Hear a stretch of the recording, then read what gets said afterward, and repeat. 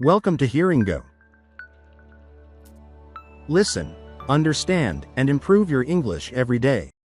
The envelope was on his kitchen counter when he got home, though Alex Mercer was certain he'd locked the door.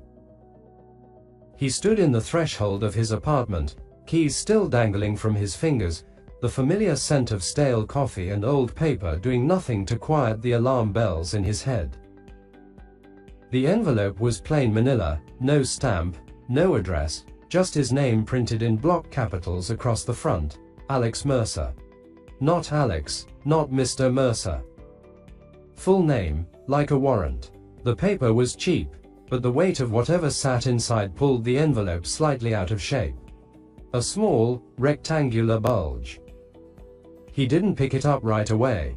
Instead, he closed the door, threw the deadbolt, and checked the windows. 4th floor, no fire escape, the windows painted shut from years of neglect. The only way in was the front door, and he hadn't given a key to anyone. Not since Claire, not since the accident. He'd even changed the locks himself 6 months ago, a meditative exercise in solitude that left his fingers bleeding and his mind blissfully blank. No one should have been able to get inside.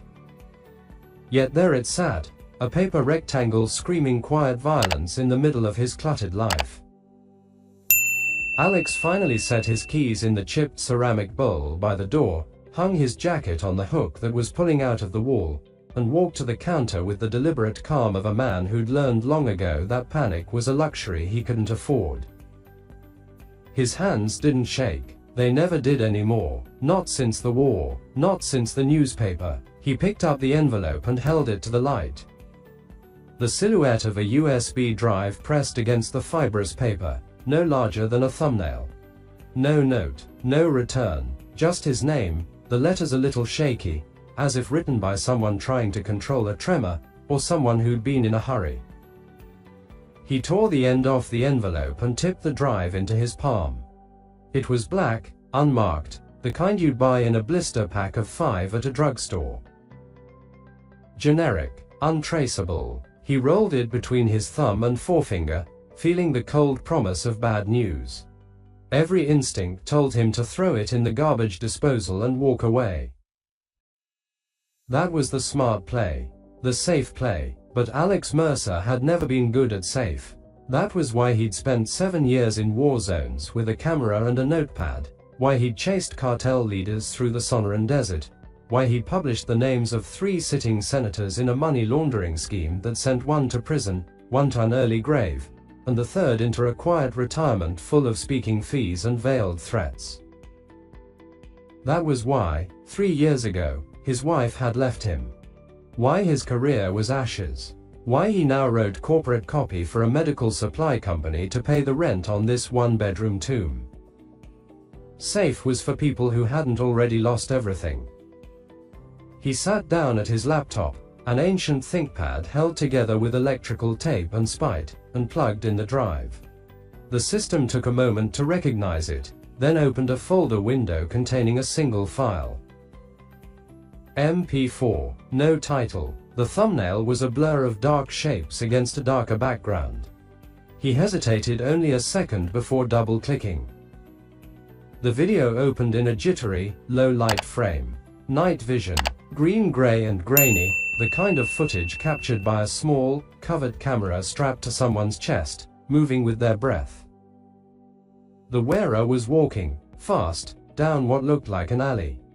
Brick walls slick with moisture, the glint of a puddle, a dumpster sliding past on the left.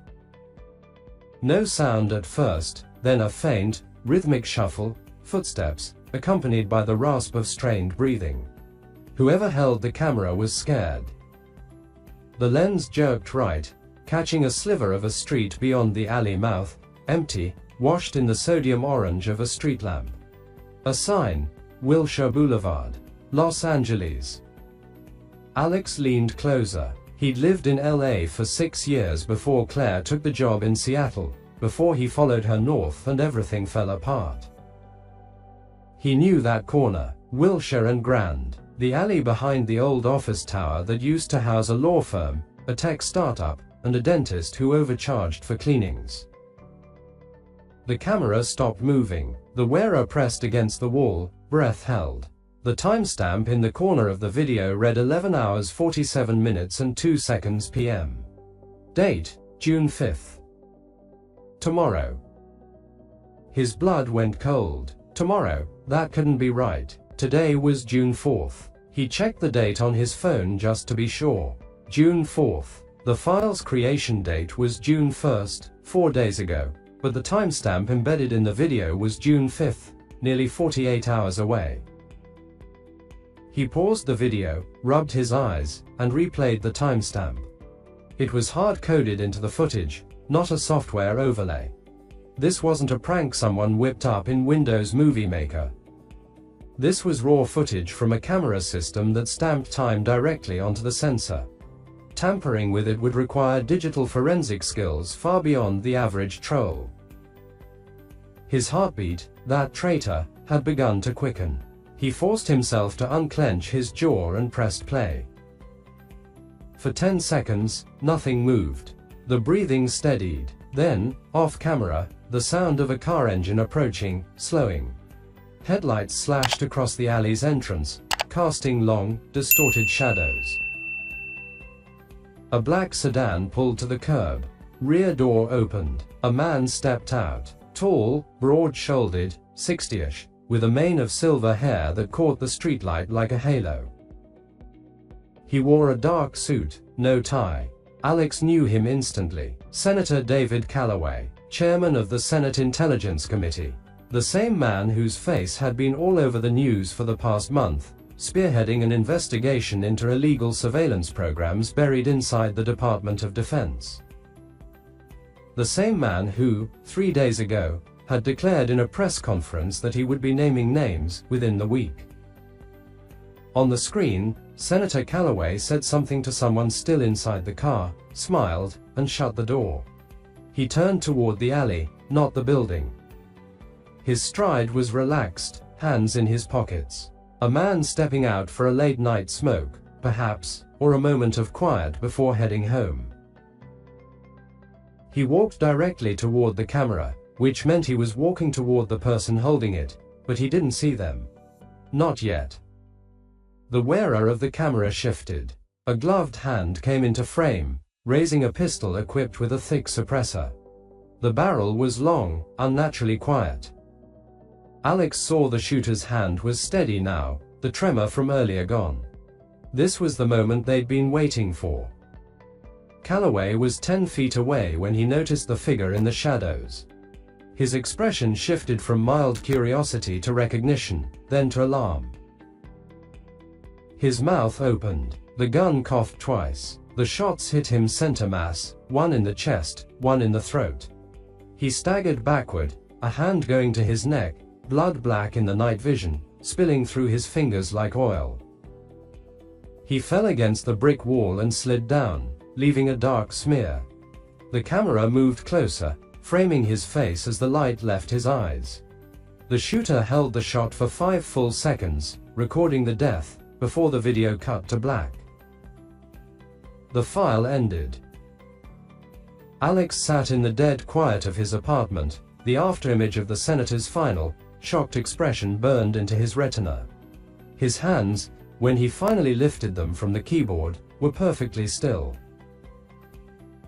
His mind, however, raced. 11:47 p.m., June 5th. Tomorrow night. He had just watched a murder that hadn't happened yet. A murder of one of the most powerful men in the country. He ejected the USB drive and turned it over in his palm again, as if it might reveal fingerprints or a hidden message. Nothing. The envelope lay empty on the counter. He checked it for any marking, any stray ink, but it was as blank as the drive. Someone had broken into his apartment, a man with no known enemies, no active bylines, no life worth infiltrating, solely to deliver this. But why? To warn him, to implicate him, to make him a witness. The most immediate, rational step was to call the police. But what would he say? "Hello, I've received a video of Senator Calloway being murdered, except it's dated tomorrow."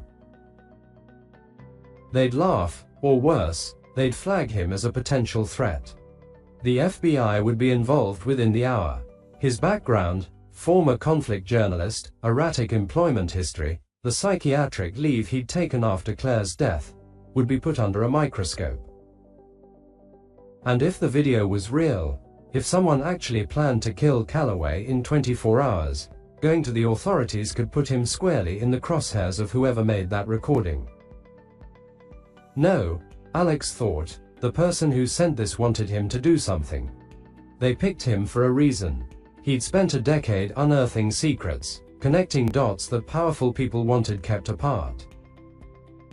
He still had sources, though most had dried up. He still had instincts, though they'd dulled from disuse. And he still had the kind of stubborn, self-destructive curiosity that had defined his entire adult life. The kind that had gotten a stringer killed in Fallujah because Alex insisted on one more checkpoint. The kind that had made Claire look at him, on that rainy Seattle morning, and say, "You're more in love with the story than you ever were with me." He was not going to the police. Not yet. He opened a secure browser, routed through a VPN that he kept active out of habit, and began searching.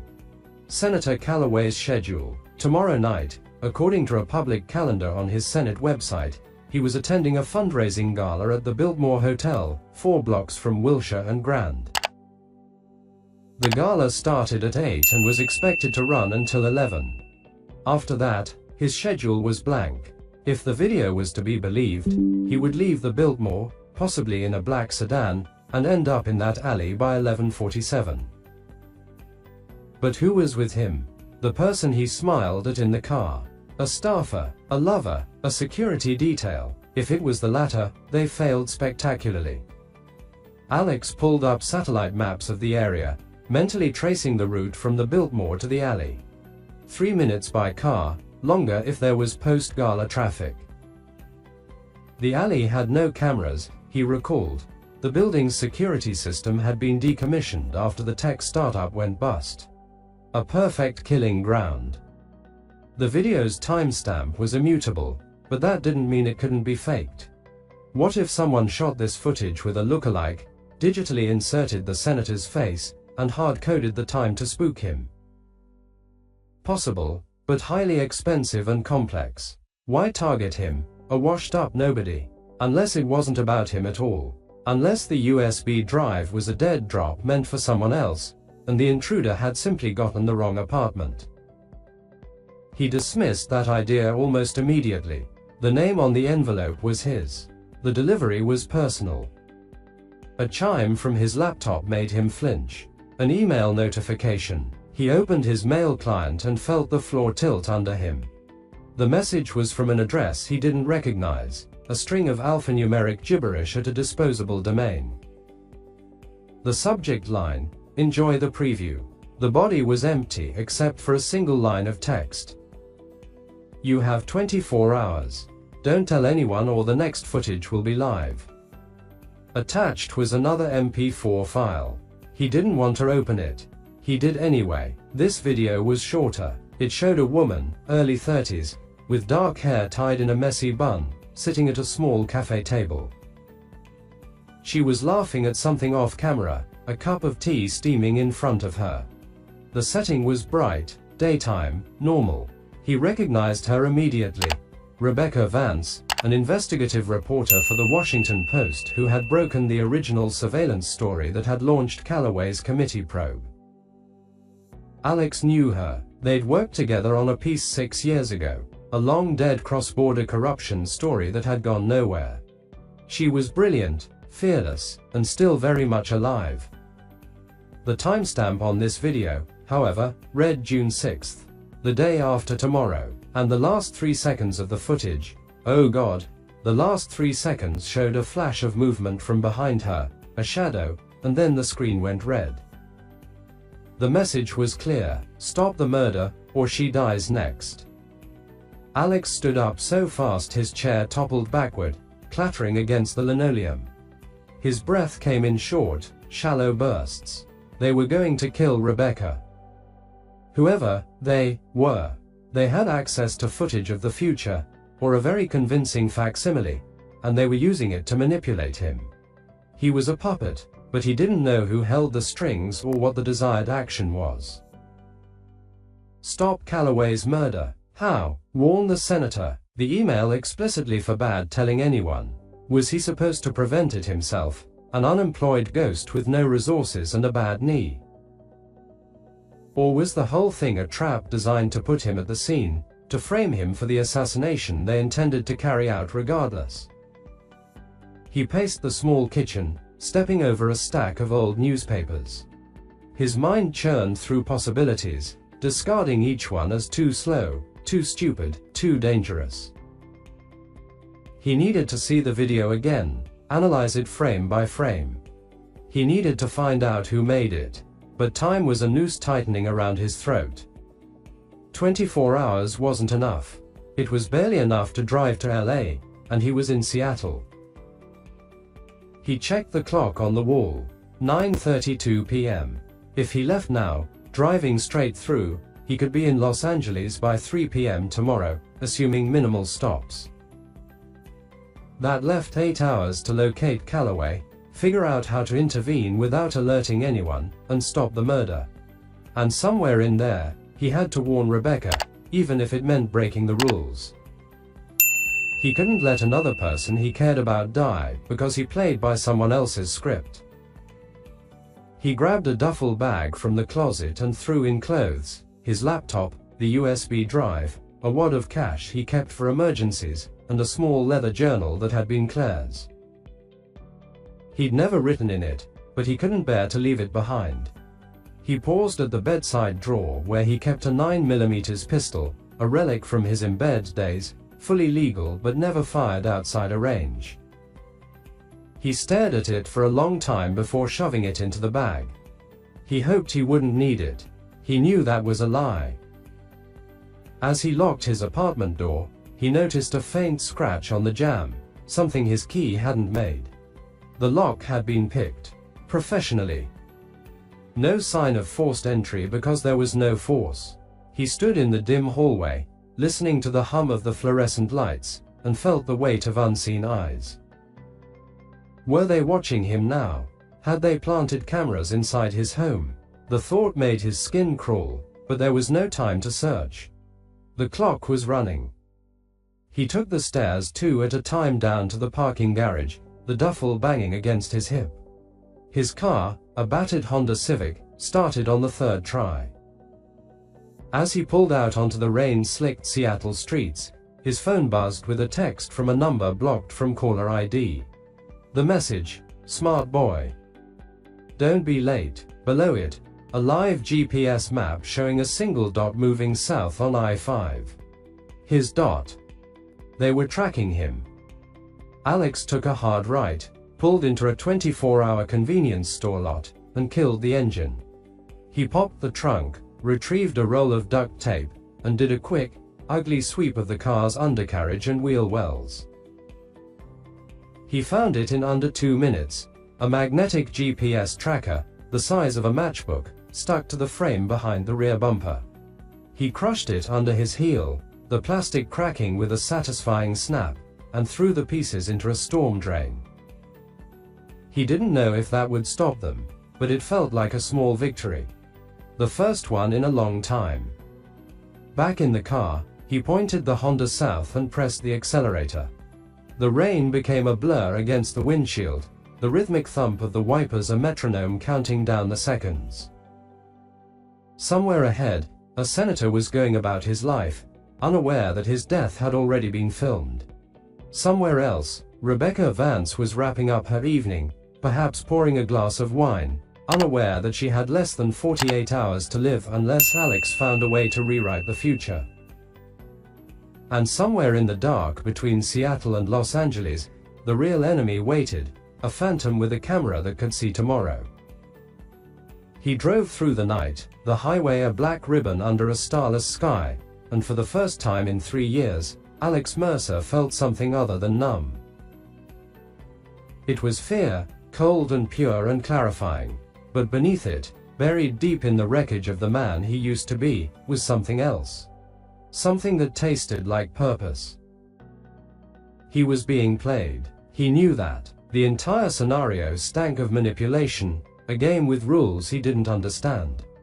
But if the price of playing was a chance to save 2 lives, even if one of them was already dead on video, he would pay it. He owed the universe that much. He owed Claire that much. The miles vanished under his tires, and the clock kept ticking. 11:47 p.m., June 5th. He would be there, in that alley, with or without a plan.